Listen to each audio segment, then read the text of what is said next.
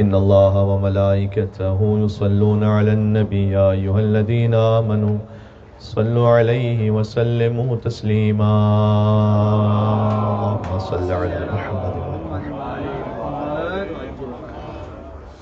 أعوذ بالله من الشيطان الرجيم بسم الله الرحمن الرحيم نحمدك اللهم يا من نور قلوبنا بأنوار المحبة العلوية وأكمل لنا ديننا بالولاية المرتضوية وأتم نعمته علينا بالهداية الحيدرية ونصلي ونسلم على الخاتم لما سبق والفاتح لمن غلق والمعلن الحق بالحق حبيبك وحبيبنا بالقاسم المصطفى محمد صل على محمد وآل محمد وعلى آله الطيبين الطاهرين المعصومين اللهم صل وسلم وزد وبارك على صاحب الدعوة النبوية والصولة الحيدرية والعصمة الفاطمية والحلم الحسنية والشجاعة الحسينية والعبادة السجادية والمآثر الباقرية والآثار الجعفرية والعلوم الكاظمية والحجج الرضوية والجود التقوية والنقاوة النقبية والهيبة العسكرية والغيبة الإلهية صلوات محمد وآل محمد.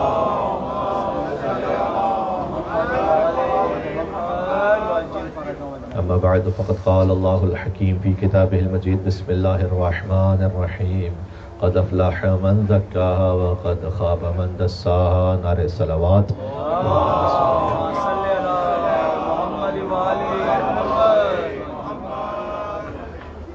مرحومین کے ایصال ثواب کے لیے قبرستان میں مجلس عزا منعقد کی جا رہی ہے. انا للہ و انا الیہ راجعون کا مطلب یہ ہے کہ جب کسی کی موت کی خبر سنیں تو اپنی آمادگی کا اظہار کریں کہ ہم بھی اللہ کے لیے اور اللہ کی طرف لوٹ کر جانے والے ہیں، اور اللہ کی طرف لوٹ کر وہ کامیابی سے جائے گا جس نے اپنے نفس کو پاک رکھا ہے. جو پیغام ہے سورہ والشمس کا بھی اور سورہ اعلیٰ کا بھی. ایک حدیث ہے بڑی لطیف سرکار ختمی مرتبت کی، فرمایا کہ مجھے توریت کے بدلے اللہ نے قرآن میں طویل سورہ عطا کی، انجیل کے بدلے وہ سورہ عطا کی ہے جو 100 آیتوں پر مشتمل ہے، اور زبور کے بدلے مختصر سورہ عطا کی ہے. تو اللہ سبحانہ وتعالیٰ نے ہر آسمانی کتاب کے عوض اپنے حبیب کو قرآن میں جا بجا مختلف سورہ عطا کی ہیں. ان میں سے سورہ شمس ہے جو اس اعتبار سے انفرادیت رکھتا ہے کہ 11 قسموں سے شروع ہوتا ہے، اور چونکہ اس میں سورج و چاند و زمین و آسمان و دن و رات، تو اللہ سبحانہ وتعالیٰ نے پورے نظام کائنات کی قسم کھا لی ہے اس ایک بات کو سمجھانے کے لیے کہ کامیاب وہ ہوگا کہ جس نے تزکیہ نفس کیا. تو اہم بات یہ ہے کہ اللہ تعالیٰ نے زمین و آسمان، دن و رات، سورج و چاند کے نظام کو برابر قرار دیا ہے ایک انسان کے تزکیہ نفس کے. یعنی آپ کے تزکیہ نفس کی قیمت یہ ہے کہ پورا نظام کائنات اس خاطر ہے کہ آپ تزکیہ نفس کر لیں اور میں تزکیہ نفس کر لوں. تو اس کی اتنی اہمیت ہے، اور اسی خاطر ہے کہ سورہ کی تلاوت کے لیے ارشاد فرمایا گیا کہ جو اس سورہ کو تلاوت کرے اللہ سبحانہ وتعالی ہر اس شے پر جس پر سورج کی روشنی یا چاند کی روشنی چمکتی ہے، یعنی پوری دنیا ہو گئی، اس کو صدقہ کرنے کے برابر اللہ سبحانہ وتعالی سورہ شمس کی تلاوت کرنے والے کو ثواب عطا کرے گا. اور اس سورہ میں اگر آپ غور فرمائیے تو والشمس وضحاها والقمر اذا تلاها والنهار اذا جلاها والليل اذا يغشاها والسماء وما بناها والارض وما طحاها ونفس وما سواها، یہ 11 قسمیں. اور جو آخری قسم ہے آخری آیت میں، نفس کی قسم اور اس کے بہتر بنانے والے کی قسم. فالہمها فجورها وتقواها، اس نے نفس میں فجور اور تقوی دونوں کا الہام کیا ہے. در حقیقت اللہ تعالیٰ نے سمجھایا ہے کہ اگر کسی تک کوئی باقاعدہ شریعت نہ بھی پہنچے تب بھی فجور اور تقوی کا ایک حد تک الہام ہر نفس پہ موجود ہے. ہر ذی شعور چاہے کوئی مذہب مانتا ہو یا نہ مانتا ہو، وہ مسئلہ نعوذ باللہ زنا کو برا سمجھتا ہے، دل میں برا سمجھتا ہے کم از کم، چاہے اس کا وہ اظہار کرے کسی طریقے سے یا نہ کرے یا اس کے مخالف عمل کرے، لیکن اس پر یہ الہام ہوا ہے، اس پر یہ الہام ہوا ہے چونکہ یہ مثالیں تو بڑی کامن ہے کہ سچ بولنا وہ ہر مذہب والا اسے اچھا سمجھتا ہے. مثال کے طور پر شراب کے لیے چاہے وہ کرسچنز ہوں، چاہے وہ جیوز ہوں، چاہے وہ مسلمز ہوں، بہرحال کوئی بھی انسان ہو وہ اس کو کوئی اچھائی میں نہیں دیکھتا، انسان برائی کے طور پر دیکھتا ہے. تو کوئی باقاعدہ شریعت کسی تک نہ بھی پہنچے، یہ بہت سے لوگ سوال بھی کرتے ہیں کہ مولانا صاحب اگر کسی تک شریعت نہیں پہنچی تو پھر کیا ہوگا؟ تو بہت سی چیزوں کا الہام اللہ سبحانہ و تعالیٰ نے کیا ہوا ہے، اس الہام کے مطابق اگر واقعا اس تک شریعت نہ پہنچی ہو تو اللہ سبحانہ و تعالیٰ حساب و کتاب لے گا کہ جتنا الہام ہوا تھا فجور و تقویٰ کا، اس کے مطابق بھی کم از کم عمل کیا تھا یا نہیں کیا تھا. اللہ تعالیٰ نے قرآن میں کہا ہے کہ مجرم کامیاب نہیں ہوں گے. مثال کے طور پر فرمایا ان الانسان لفی خسر، بہت سارے انسان خسارے میں. الا الذین آمنوا وعملوا الصالحات وتواصوا بالحق وتواصوا بالصبر، یہ اگر افلح من زکاہا یعنی جس نے تزکیہ نفس کیا وہ کامیاب ہوگا، یہ ایک لفظ ہے، اس کا ایلابریشن ہے سورہ عصر میں، کیونکہ فرمایا سب انسان خسارے میں ہے، مگر یہ کہ خسارے سے وہ بچ کے کامیاب ہو جائیں گے کہ الذین آمنوا وعملوا الصالحات وتواصوا بالحق وتواصوا بالصبر. تو زکاہا خلاصہ ہے، سورہ عصر میں اس کی تفصیل ہے اور تشریح بیان کی گئی ہے. افلح من زکاہا وقد خاب من دساہا. یہاں پر ایک لطیف بات ہے کہ وہ نامراد اور ناکام ہو گیا کہ جس نے، اس کا ترجمہ ہے اپنے نفس کو دبا دیا. اس لیے کہ انسان یوزولی گناہ جب کسی نئے گناہ میں مبتلا ہوتا ہے تو مخفیانہ طور پر اسے کرتا ہے، پوشیدہ رکھ کر کرتا ہے اس گناہ کو، آہستہ آہستہ جرأت بڑھتی ہے. پھر وہ گناہ کے جو تنہائی میں ہو رہا ہوتا ہے وہ آہستہ آہستہ جرأت بڑھتے بڑھتے وہ مجمع میں آ جاتا ہے. اور پھر اللہ تعالیٰ نے قرآن میں کہا ہے کہ شیطان تمہارے کاموں کو مزین کر دیتا ہے، یعنی پھر اس گناہ کے لیے کوئی نہ کوئی تعویل آ جاتی ہے، ہیومن رائٹس کے نام پہ آ جاتی ہے، کبھی میڈیکیشن کے نام پہ آ جاتی ہے، کبھی کسی اور انٹرٹینمنٹ کے نام پر آ جاتی ہے، اس گناہ پہ کوئی لیبل لگ جاتا ہے. تو ہوتا یہ ہے کہ پہلے گناہ ہوتا ہے مخفی. اچھا اس میں آیت کی آپ ترتیب دیکھیے گا، قد افلح من زکاہا وقد خاب من دساہا. اس کے بعد اللہ تعالیٰ نے ایک مثال دی ہے، کذبت ثمود بطغواہا، جنہوں نے نامراد ہو کر تزکیہ نفس نہیں کیا اور اپنے نفس کو آلودہ کر دیا، ان کی مثالوں میں سے ایک مثال ہے کذبت ثمود بطغواہا، قوم ثمود، حضرت صالح علیہ السلام کی قوم، جس نے اپنے طغیان سے تکذیب کی اللہ سبحانہ و تعالیٰ کی نشانی کی. کذبت ثمود بطغواہا اذ انبعث اشقاہا، کہ ان کا شقی ترین انسان اٹھا علی الاعلان.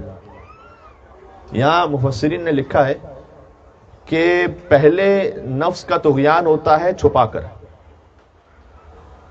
اس کے بعد اگر یہ بڑھتا چلا جائے تو اللہ تعالیٰ نے کہا قد خواب وقد خواب من دساہا، یعنی چھپا کر گناہ کرتے ہو، مخفیانہ طور پر نفس کو آلودہ کرتے ہو، اور پھر بڑھتے بڑھتے کذبت ثمود بطغواہا اذ انبعث اشقاہا، کہ پھر ایک شخص پوری قوم میں سے اٹھتا ہے اور وہ جو شقی ترین انسان تھا، اذ انبعث اشقاہا فقال لهم رسول اللہ ناقۃ اللہ وسقیاہا، اس وقت ان کے رسول نے یعنی حضرت صالح علیہ السلام نے کہا کہ یہ ناقۃ اللہ ہے اور اس کے جو پانی پینے کا مقام ہے وہ بھی محترم ہے، سقیاہا.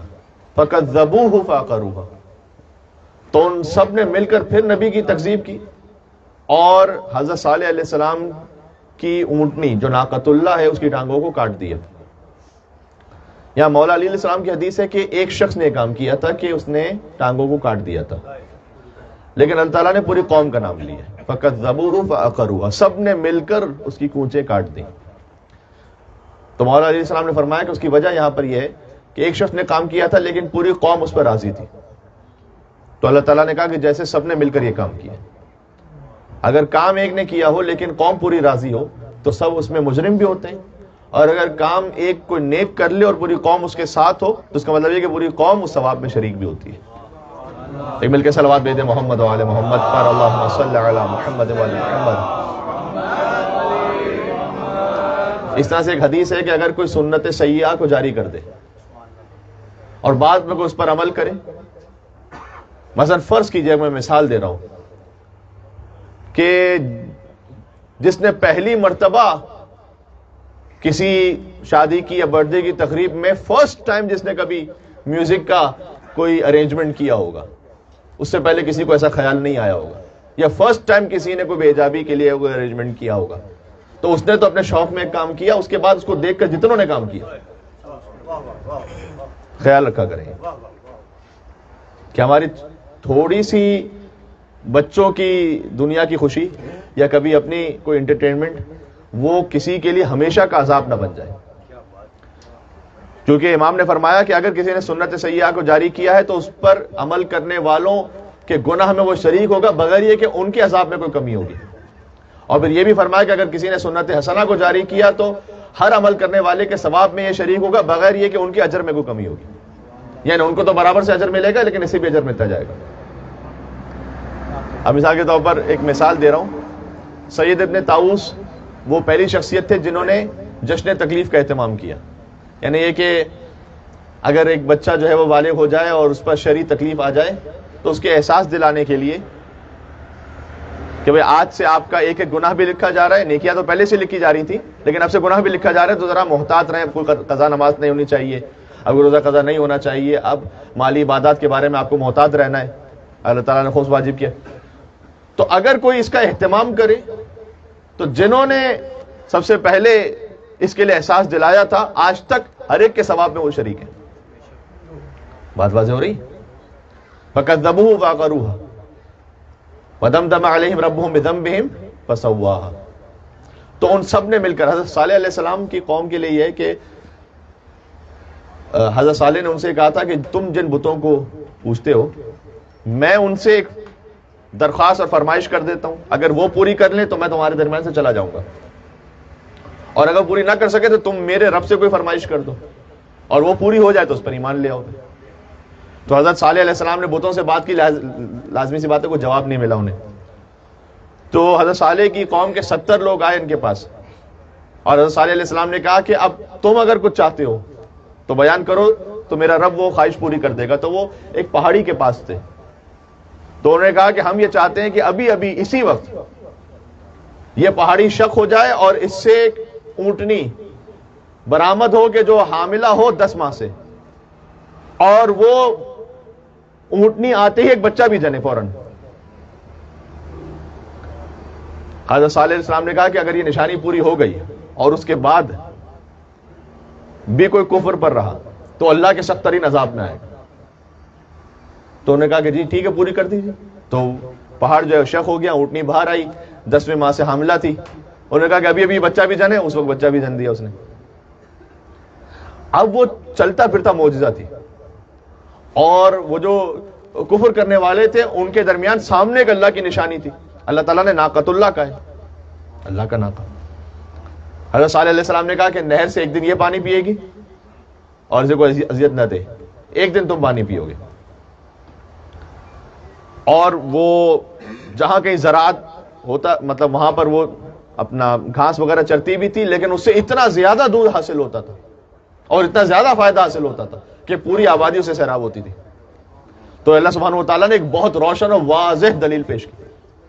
تو انہوں نے کہا کہ اس کا علاج یہی ہے کہ اس اونٹی کو قتل کر دو, کیونکہ ایک اللہ کی چلتی پھرتی نشانی موجود ہے. اور اس میں سے ایک شخص نے آگے بڑھ کر اس کی ٹانگوں کو کاٹ دیا اور پھر اسے ذبح کر دیا. فَعَقَرُوهَا فَدَمْدَمَ عَلَيْهِمْ رَبُّهُمْ بِذَنبِهِمْ فَسَوَّاهَا. حضرت صالح نے جب کہا کہ یہ عذاب الہی نازل ہوگا تو ایسا عذاب الہی نازل ہوگا کہ اللہ تعالیٰ نے کہا ہے فَدَمْدَمَ عَلَيْهِمْ رَبُّهُمْ بِذَنبِهِمْ. اللہ تعالیٰ نے ایک کے بعد ایک ایسے ان پر عذاب کو نازل کیا کہ فَسَوَّاهَا, یوں لکھا ہے کہ ان کی پوری بستی کو زمین کے برابر کر دیا اللہ نے. فنش.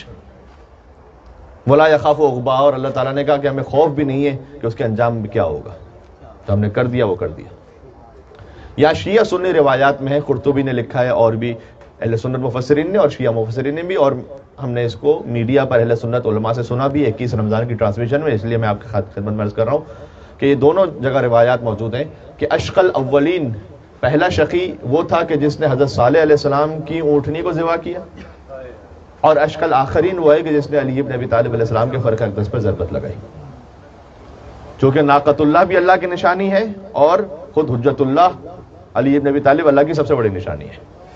ناقۃ اللہ ہے اللہ کی نشانی, چونکہ اللہ سبحانہ و تعالیٰ نے اس ناقے کو بھیجا تھا.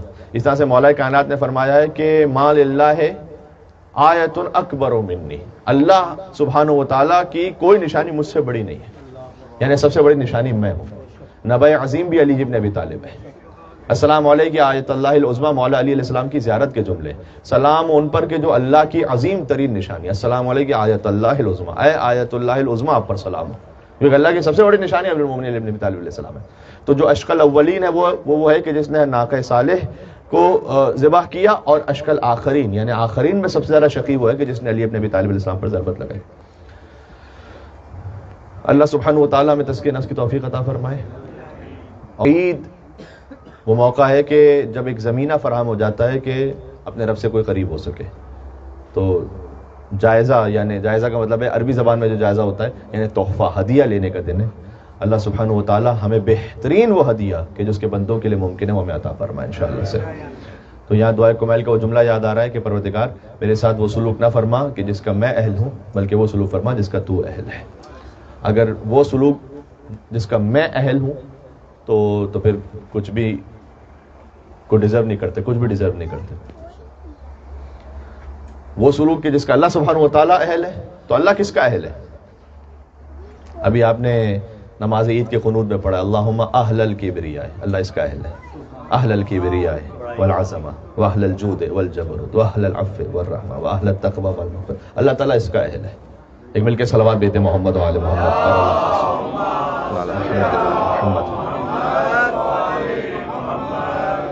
جل فرجہم۔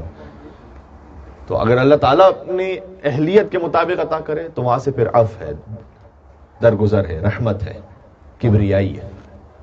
سبحان اللہ۔ بس عزیزوں اختتام کرتا ہوں۔ عید کے دن امام حسین علیہ السلام کی زیارت خاص مستحب ہے۔ تو آج جو آپ قبرستان میں موجود ہیں اور ذکر ہو رہا ہے، تلاوت قرآن ہوئی، سوز و سلام پڑھا گیا، اور اس کے بعد کچھ مصائب کا ذکر ہے، تو یقیناً جو قبریں ہیں ان تک ثواب اس طرح سے یقیناً پہنچے گا کہ کتنی احادیث ہیں کہ جہاں ایک کوئی نیک عمل کیا جائے تو 40 قبروں تک اس کا ثواب پہنچتا ہے، اور 40 بھی بظاہر کثرت کے طور پر یہ عدد بیان کیا گیا، ورنہ انشاءاللہ جو اس بات کا لائق اور اہل ہو، اللہ کی رحمت تو سب کے لیے ہے، اس کی لیاقت وہ پاتا ہے کہ جو توحید اور رسالت و ولایت کے ساتھ گیا انشاءاللہ۔ تو جہاں جہاں جو لیاقت ہے اس تک پہنچ جائے گا، وہ ثواب پہنچ جائے گا، وہ اجر پہنچ جائے گا انشاءاللہ سے۔ ایک بات یہ بھی میسج بہت ضروری ہے، یہ میرے اپنے آپ کے لیے بھی، کہ قبر کے باہر کی خوبصورتی کا اہتمام وہ رسا کر سکتے ہیں، قبر کے اندر کی خوبصورتی کا اہتمام میں نے خود کر کے جانا ہے۔ تو قبر کے باہر تو وہ اچھی طریقے سے پکا بھی کر دیں گے اور اچھی طریقے سے اس کا اہتمام کریں گے، ظاہر ہے کہ جو بھی ورثہ ہوتے ہیں وہ چاہتے ہیں کہ اچھی سے اچھی قبر کا ایک نشان باقی رہے، لیکن جو قبر کے اندر کی خوبصورتی ہے وہ ہم نے خود کر کے جانی ہے۔ اور اسی میں سے ایک یہ بھی ہے کہ اپنے بچوں کو یہ تربیت دے کے جائیں کہ بعد میں وہ ایصال ثواب کرتے رہیں انشاءاللہ۔ تو عید کے موقع پر اس سے بہتر تحفہ کیا ہو سکتا ہے آپ کی جانب سے کہ آپ اگر کچھ آنسو بہائیں اور اس کو ہدیہ کر دیں مرحومین کی خدمت میں۔ آیت اللہ نجفی یزدی کا بظاہر واقعہ ہے کہ وہ ہر نماز کے بعد کچھ ذکر مصیبت پڑھتے تھے مصلی ہی پر اور اپنی مرحومہ ماں کو ہدیہ کرتے تھے۔ تو ایک دن یہ کام ان کے دل میں خیال آیا کہ میں چند ہی لمحوں کے لیے ذکر مصیبت کر کے ثواب ہدیہ کرتا ہوں، تو پتہ نہیں ان تک پہنچ رہا ہے یا نہیں پہنچ رہا، میرا کام فائدہ مند ہے یا عبث ہے۔ تو پھر اس پہ انہوں نے تھوڑا سا کوتاہی کر لی، تو پھر وہ کام نہیں، وہ ہدیہ نہیں کیا ثواب۔ تو کہتے ہیں کہ شب جمعہ مرحومہ ماں کو عالم خواب میں دیکھا اور انہوں نے پوچھا کہ اے میرے لال تم نے مجھے ثواب ہدیہ کرنا کیوں چھوڑ دیا؟ کہتے ہیں کہ میں نے ان سے کہا کہ میں یہ یقین نہیں رکھتا تھا کہ یہ کوئی اجر پہنچ رہا ہے اب تک یا نہیں اجر پہنچ رہا ہے اب تک یا نہیں پہنچ رہا۔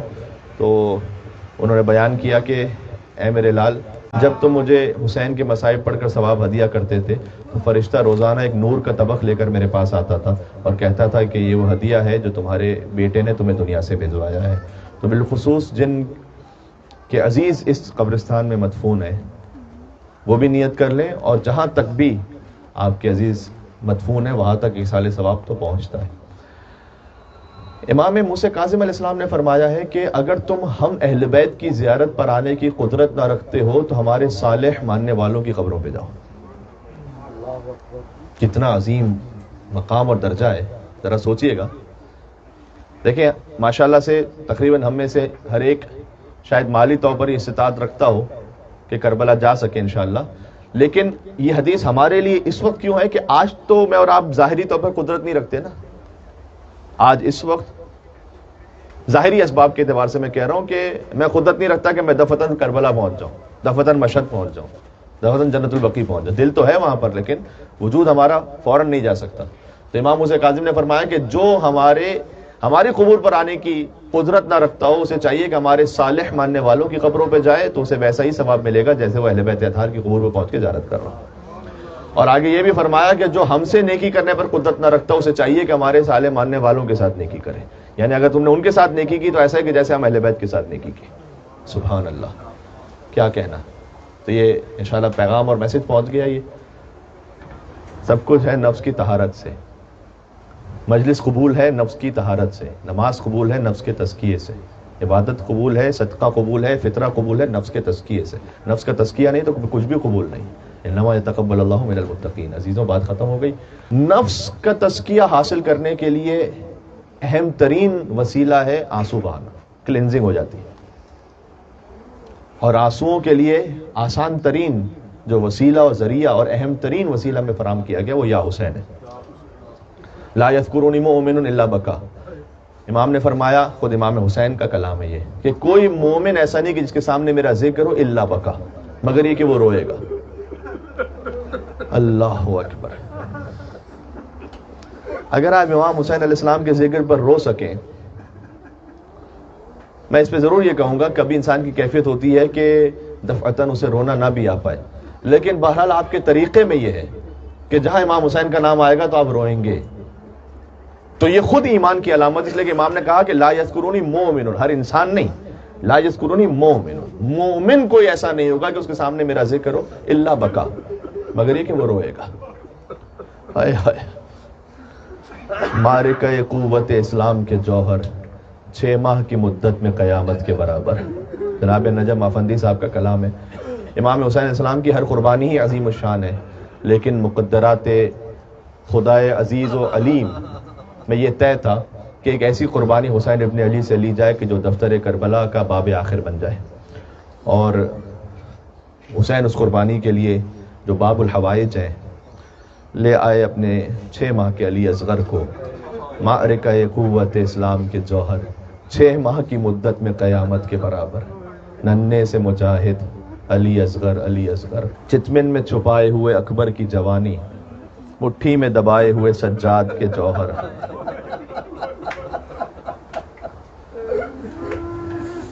اگلا مصرع یقیناً آپ کے لیے اور غم انگیز ہوگا. ڈھلکی ہوئی گردن پہ ید اللہ کے بوسے,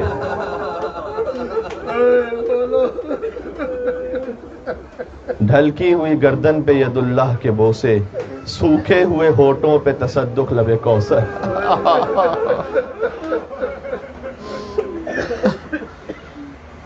آنکھوں میں چھلکتا ہوا معصوم تبسم. یا اللہ. اچھا, اصغر کی گردن سے جو خون بہ رہا تھا وہ در حقیقت خون دل مادر تھا. آنکھوں میں چھلکتا ہوا معصوم تبسم, گردن سے ٹپکتا ہوا خون دل مادر. بابا کے سب انداز ہیں دادا کے طریقے, نیند آ گئی ریتی پہ نہ تکیا ہے نہ بستر. یا اللہ. آرام سے سو اے شب عاشور کے جاگے, لوری تجھے دیتا ہے تیرا نجم سو. امام حسین کے ہاتھ میں لاش علی اصغر تھا. فرماتے ہیں بندے پہ یہ اللہ کی تائید ہوئی ہے, قربانی اصغر کی مجھے عید ہوئی ہے.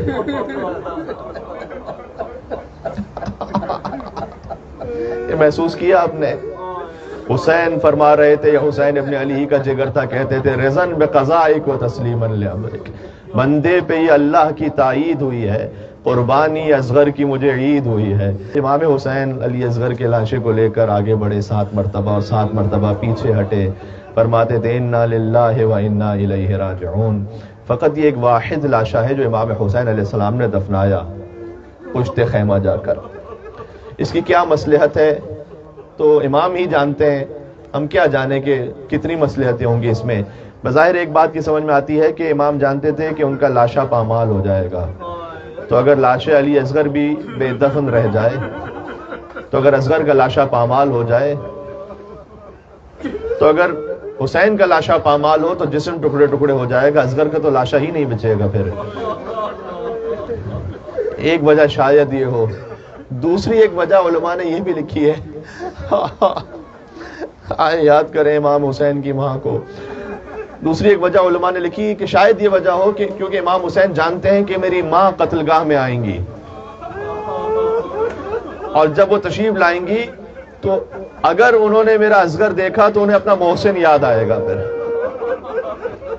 لہٰذا 6 ماہ کے محسن شکم مادر میں مارے گئے, 6 ماہ کے علی اصغر وہ حسین کی گود میں مارے گئے, لہٰذا حسین نے دفنا دیا, چھپا دیا. میں نے حضرت علامہ طالب جوہری صاحب سے ان جملوں کو سنا ہے کہ وہ کہتے تھے کہ امام حسین نے ذوالفقار سے قبر کو کھودا تو یقیناً جب قبر کو کھودا ہوگا تو لاش علی اصغر کو زمین پر رکھا ہوگا, اور فرمایا کہ اے کربلا یہ فاطمہ زہرا کی امانت ہے, اس امانت سے خبردار ننھی سی قبر کھود کے اصغر کو گاڑ کے.